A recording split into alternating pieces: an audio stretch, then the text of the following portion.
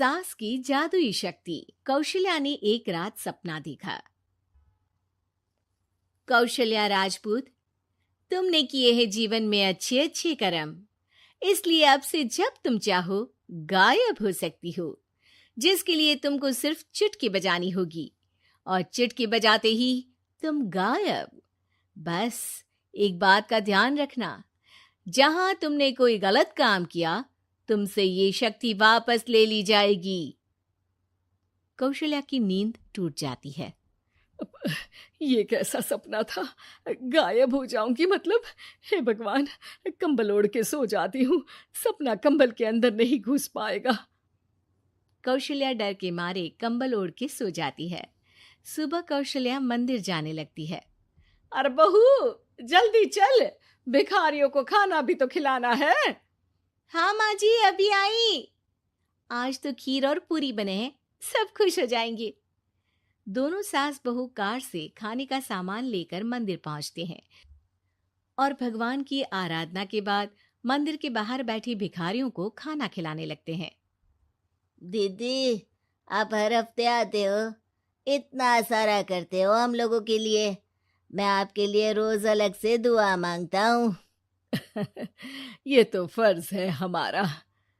दीदी, थोड़ी पैसों की मदद हो जाती तो अच्छा होता। बड़े चौराहे पे मेरी बीवी भीख मांगती है, उसका इलाज करवाना है, 100-200 रुपए लग जाएंगे। कौशल्या उसी वक्त भिखारी को 500 का नोट दे देती है और दोनों सास बहू वहां से लौटने लगती हैं। तभी कौशल्या को कोई शंका होती है। अब बहू रुक, तो मैं अभी आई। कौशल्या वापस वहीं जाती है तो देखती है कि भिखारी वहां है ही नहीं। कौशल्या को रात का सपना याद आता है। वो चुटकी बजा के गायब हो जाती है और सीधे भिखारी के पास पहुंचती है, पर भिखारी को वो दिखाई नहीं देती। कौशल्या देखती है कि भिखारी उन पैसों से शराब खरीद रहा है और कौशल्या उसे वहीं एक चाटा मारती है। अरे कौन है बे? एक और चाटा पड़ता है। अरे कौन है? कौन है? हिम्मत है तो सामने आओ।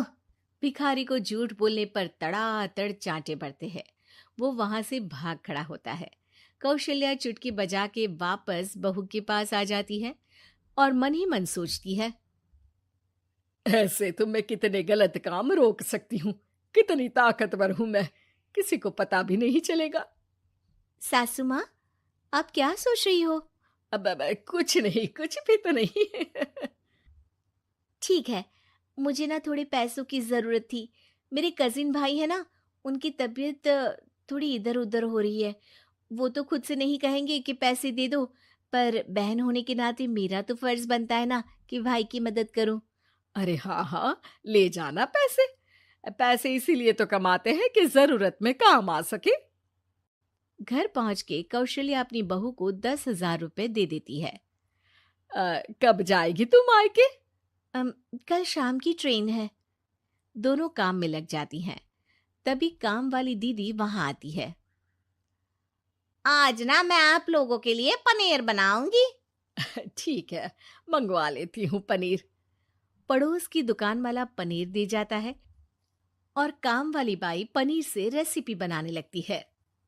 आज अपनी सुपर पावर काम वाली बाई पे ट्राई करती हूँ, देखूं तो सही किचन में करती क्या है ये। सास चुटकी बजा के गायब हो जाती है और किचन में पहुंचती है। बाई को खबर भी नहीं है कि कौशल्या भी किचन में ही है। आज तो मैं भी पनीर की सब्जी बनाऊंगी रात को अपने घर, और थोड़ा सा घी भी रख लेती हूँ। वैसे भी कौशल्या बुढ़िया खा खा के मोटी हो गई है। कौशल्या बाई की चोरी पकड़ लेती है और गुस्से में बाई की चोटी ऊपर उठा देती है। बाई को समझ भी नहीं आता कि उसकी चोटी खड़ी कैसे होगी। वो डर के मारे चीख पड़ती है। बहू भागते हुए किचन में आती है। अरे क्या हुआ? ये तुम्हारी चोटी खड़ी कैसे है? करंट लग गया है क्या? पता नहीं, शायद किचन में ना भूत है। बाई वहां से भाग खड़ी होती है और कौशल्या चुटकी बजा के अपने कमरे में टीवी देखने लगती है। बहू वहां जाती है। माँ जी, किचन में ना भूत है, बाई भाग गई। अरे भागने देना, भूत का तो पता नहीं, किचन में चोर जरूर था और वो थी अपनी काम वाली। अच्छा हुआ चली गई। बहू को कुछ समझ नहीं आया। उसने किचन में जो देखा उसके सदमे में जो थी वो अभी तक। अगले दिन बहू अपने मायके के लिए निकल जाती है। कहीं भिखारी और काम वाली की तरह बहू भी तो मुझे धोखा नहीं दे रही। अरे कहीं वो पैसे ले जाके शॉपिंग तो नहीं करने वाली ना। अभी पता लगाती हूँ। मुझसे कुछ छिपा है भला। जैसे भगवान सब देख रहा है वैसे ही मैं भी सब देख रही हूँ। सास को अपनी शक्ति पर घमंड आ गया था। वो अब अच्छे काम करने की जगह अपनी शक्ति का इस्तेमाल खुद का शक मिटाने के लिए कर रही थी। वो चुटकी बजाती ही बहू के मायके चली जाती है। भैया, आपने बताया क्यों नहीं कि इतनी तबीयत खराब है? अरे तेरी सास बूढ़ी हो गई है, इतना भला काम करती है, उनकी मदद कौन करता है? यहाँ तो और भी लोग हैं ना। भैया, मेरे पास कुछ पैसे हैं। अ, आप दूसरे डॉक्टर को दिखा दीजिए ना। अरे मुझे लगता है कि मेरा टाइम आ गया है, मुझे जाना होगा। कमरे में भाई की आत्मा को लेने यमदूत आ चुके थे। कौशल्या भले ही किसी को नहीं दिख रही थी, पर यमदूत ने उसे देख लिया। यही आत्मा है शायद, परछाई दिख रही है, पहले ही तैयार खड़ी है। अरे आप कौन हो? यमराज का नाम सुना है? हैं? आप यमराज हो क्या? नहीं, हम उनके यहाँ जॉब करते हैं, आत्मा उठा के ले जाते हैं डिलीवरी वाले। चलो अब तुम्हारा टाइम पूरा हो गया। अरे आप शायद ना वो बिस्तर पर पड़े आदमी की आत्मा को लेने आए हो। मैं तो बस यहाँ देखने आई थी कि मेरी बहू कहीं मुझसे पैसे लेकर शॉपिंग करने तो नहीं चली गई ना।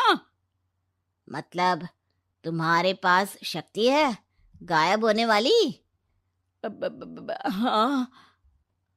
तुम ऐसे तुच्छ काम में उपयोग कर रही हो ऐसी दिव्य शक्ति का। अब तो तुमको ही लेके जाऊंगा। अरे नहीं नहीं, कल मुझे किटी पार्टी में भी तो जाना है। अब नरक में ही करना किटी पार्टी। नहीं नहीं नहीं। 3 बार नहीं क्यों बोल रही हो? टीवी सीरियल चल रहा है क्या एकता कपूर का? अरे प्लीज मुझे जाने दो। आप तो उस बीमार आदमी की आत्मा को लेने आए थे ना। गलत डिलीवरी करोगे तो यमराज डांटेगा ना। बात तो सही कर रही हो, पर हमको उस पे दया आ गई। अभी उसकी उम्र ही क्या है, पर कुछ तो लेके जाना पड़ेगा ना।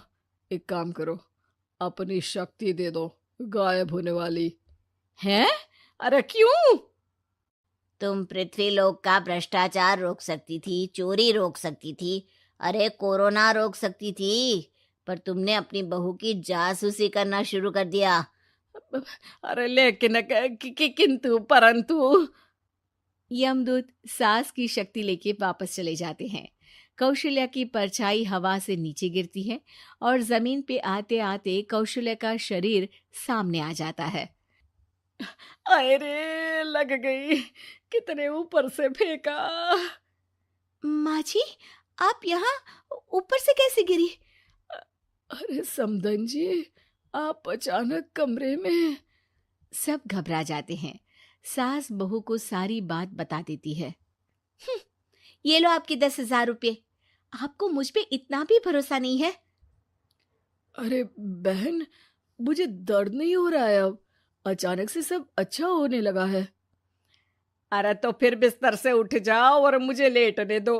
गिरी हूं ऊपर से तो पूरा बदन दुख रहा है। भाई को तो यमदूत ठीक करके जाते हैं, पर कौशल्या देवी दर्द के मारे बिस्तर पर आ जाती हैं।